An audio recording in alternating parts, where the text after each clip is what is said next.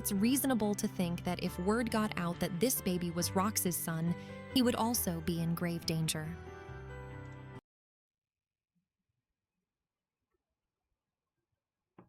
Because of this, Garp likely asked Roger to take Buggy under his care.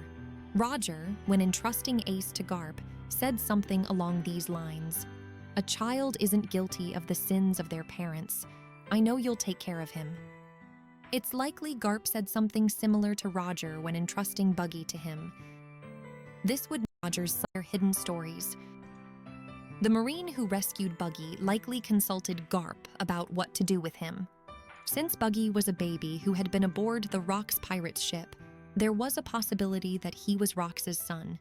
If that were true, it would mean he had inherited the D. Considering the fact that Rouge and her unborn child, Ace, were at risk of being killed just for being Roger's son, it's reasonable to think that if word got out that this baby was Rox's son, he would also be in grave danger. Because of this, Garp likely asked Roger to take Buggy under his care. Roger, when entrusting Ace to Garp, said something along these lines: "A child isn't guilty of the sins of their parents. I know you'll take care of him." It's likely Garp said something similar to Roger when entrusting Buggy to him. This would mean Garp played a critical role in taking in and protecting both the saber of Roger and the saber of Tishek. In the end, the saber of Roger became tied to Whitebeard as his saber. Meanwhile, the true saber of Tishek joined forces with Blackbeard, officially becoming Blackbeard's saber. If the Blackbeard Pirates and Cross Guild were to form an alliance, there would actually be significant complementarity between them, and their interests would align in many ways. Let's analyze what such an alliance could mean. The Blackbeard Pirates' ultimate goal is to seize control of the world. The Cross Guild's goals are a bit more complex. As an organization, their primary aim is to obtain the One Piece and make Buggy the Pirate King. Meanwhile, Mihawk and Crocodile seem focused on building a powerful military state. At first glance, their objectives seem scattered and unrelated, but they actually align in one key area: the overthrow of the world government and the Marines.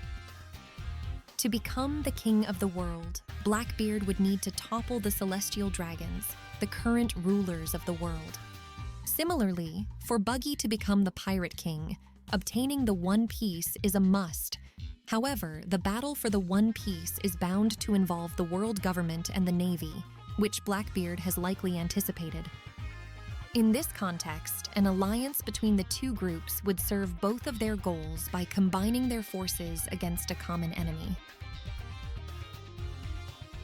Let's take a closer look at what the Blackbeard Pirates currently have at their disposal. First, they possess poneglyphs and pudding, someone capable of reading them.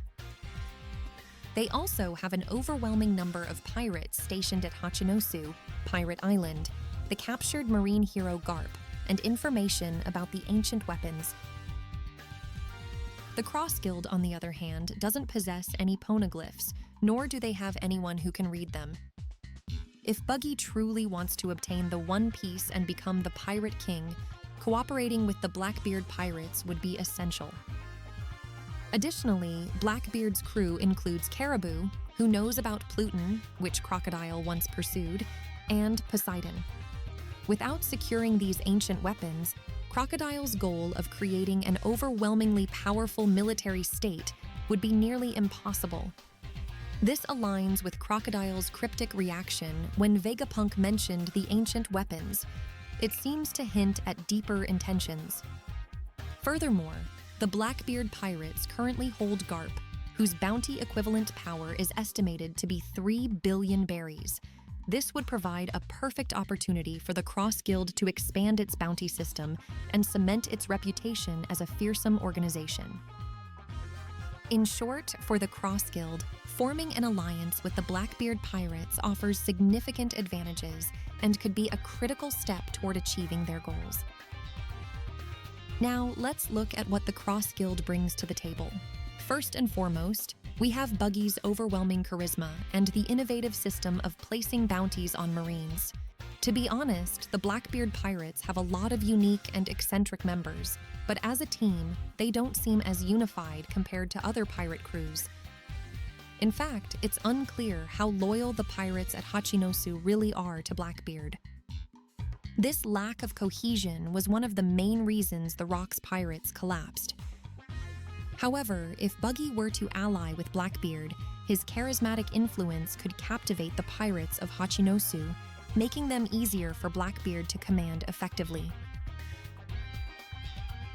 Then there's the cross-guild system itself, which could be incredibly beneficial for the Blackbeard pirates. Lafitte has been infiltrating the facilities of a maritime company called Umit, indicating they are orchestrating plans on a global scale. Many people mistakenly believe that the Revolutionary Army's enemy is the entire world government.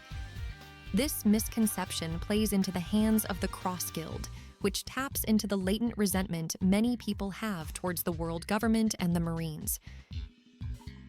For the Blackbeard pirates, the Cross Guild's system and resources are valuable tools. They can significantly weaken the world government's and Marines' power, making it easier for Blackbeard to seize control of the world.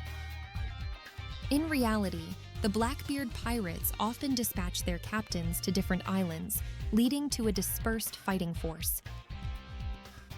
With the Cross Guild handling minor skirmishes, Blackbeard could concentrate his main forces on major targets like Marines headquarters or Mariajois. This strategic alliance would allow them to focus their strength where it matters most, using the Cross Guild to reduce opposition and clear their path to domination. There's another crucial factor that plays a significant role in Blackbeard and Buggy achieving their goals: red hair Shanks.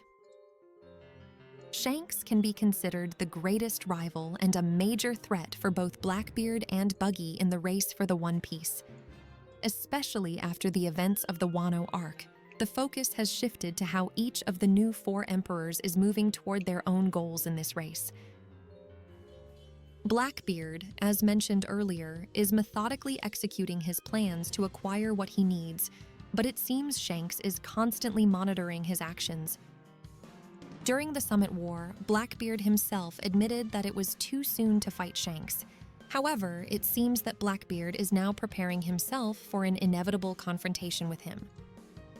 Buggy, on the other hand, once gave up on pursuing the One Piece during his time as an apprentice with the Roger Pirates.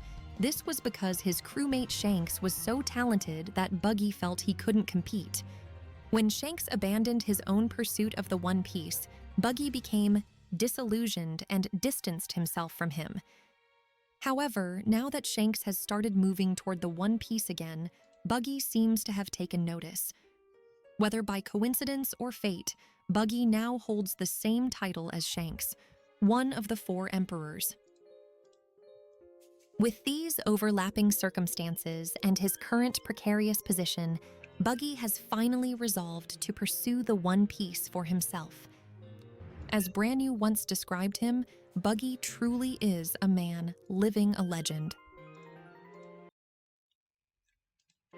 Buggy the One Piece for himself. As Branu once described him, Buggy truly is a man living a legend.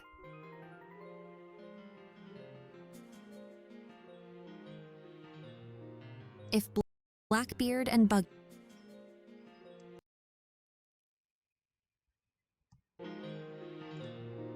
If Blackbeard and Buggy were to form an alliance, Shanks' actions would undoubtedly be the key factor in their plans. However, as we all know, alliances in the One Piece world are often based on overlapping interests and can be a double-edged sword. In fact, this alliance would have a critical flaw. Blackbeard and Buggy fundamentally differ in their approach to dealing with Shanks. Their conflicting perspectives on him could prove to be a fatal issue for their partnership. First, let's talk about Blackbeard. He's the kind of man who will stop at nothing to fulfill his desires, no matter what it takes. His time aboard Whitebeard's ship wasn't out of loyalty. It was purely to serve his own goals. When the opportunity arose to achieve what he wanted, he didn't hesitate to kill one of his crewmates. For Blackbeard, Shanks is nothing more than an obstacle in his path, and it's highly likely that he wouldn't think twice about killing him to get what he wants. Buggy is different. Unlike Blackbeard, who's willing to use any means necessary to achieve his goals, Buggy has been shown to have a strong attachment to the Roger pirates. We've seen this time and again. He cried when Roger was executed, and he was genuinely happy when he heard Luffy talk about Rayleigh. It's clear that Buggy really loved the Roger pirates.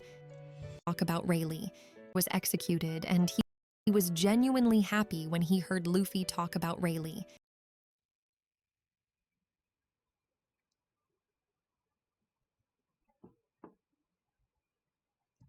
It's clear that Buggy really loved the Roger pirates, and this sentiment likely extends to Shanks as well. Yes, Buggy has expressed resentment toward Shanks, saying that he blames him for accidentally eating the devil fruit and losing the ability to swim, which kept him from claiming treasures on the ocean floor. However, it doesn't seem like he truly hates Shanks deep down. Buggy likely knows that eating the devil fruit was ultimately his own mistake, and not really Shanks's fault. Even after this event, Buggy believed that Shanks had the potential to become the next Pirate King, and understood that it aligned with Roger's wishes. His feelings of jealousy and disappointment stem from the fact that Shanks, despite his strength, never pursued the One Piece. Buggy's frustration with Shanks is more about shattered expectations than genuine hatred. Because of this, if Blackbeard were ever in a position where he might actually kill Shanks, it's entirely possible that Buggy would step in to stop him.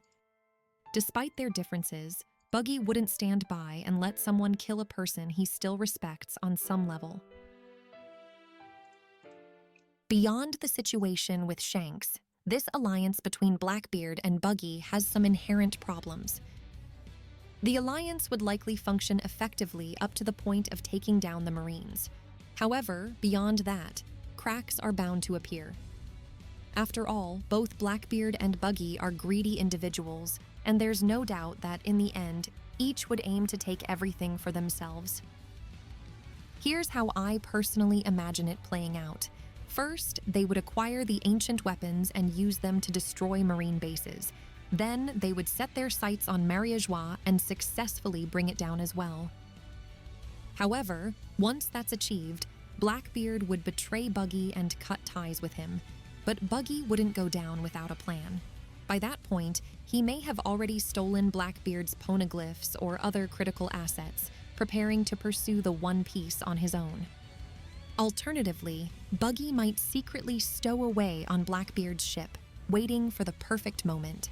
As Blackbeard gets caught up in battles with the Straw Hat Pirates, Kobe, and others over the One Piece, Buggy would make his move to claim the treasure for himself.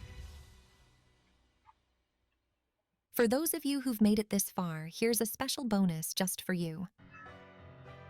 If Blackbeard and Buggy were to join forces, there's a possibility that one particular pirate could be brought back to life. That pirate is none other than Rox D. Gbek. According to Sengoku, Rox is no longer in this world.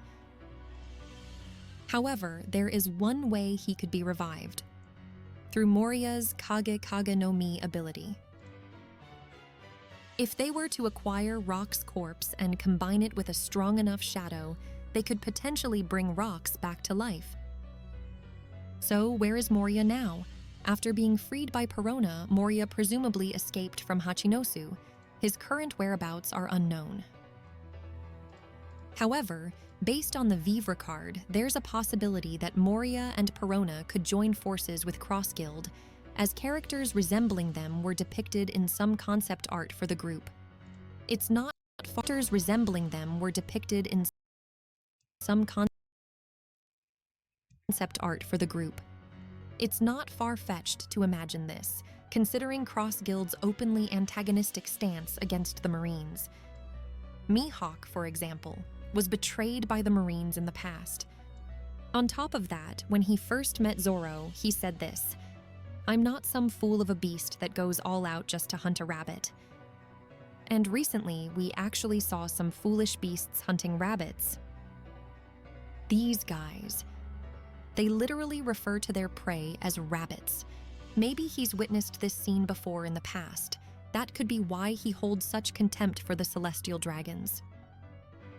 Even Crocodile, during the Summit War, shifted his target from Whitebeard to the world government simply because he didn't want things to go according to the Marines' plan.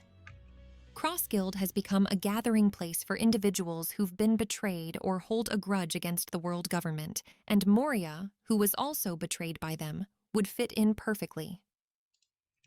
Additionally, Crossguild's system of hunting Marines could work to Moria's advantage. By joining them, he'd have access to the corpses of powerful Marines, which would align well with his abilities and give him a clear incentive to become part of the group. But even if Moria is around, the bigger question remains: where is Rock's body? I believe the answer might be connected to Captain John's treasure map, which Buggy possesses. Whether Buggy has already found the treasure or is still searching for it is unclear, but there's a connection worth exploring. Captain John, as we know, was a former member of the Rock's Pirates. It's possible that within the treasure he left behind, there might be a clue related to the location of Rock's body. Considering that the Rock's Pirates were a group brought together for profit, it wouldn't be surprising if Rock's himself hid some of his wealth somewhere. Perhaps John, after Rock's death, thoroughly uncovered the location of this treasure and brought it back with him. At Thriller Bark, Nami obtained treasure, but among the valuables was a seemingly useless glass band, which Luffy ended up taking. This eventually made its way to Buggy, where it functioned as a map to Captain John's treasure. Just like with Nami's case, among the treasure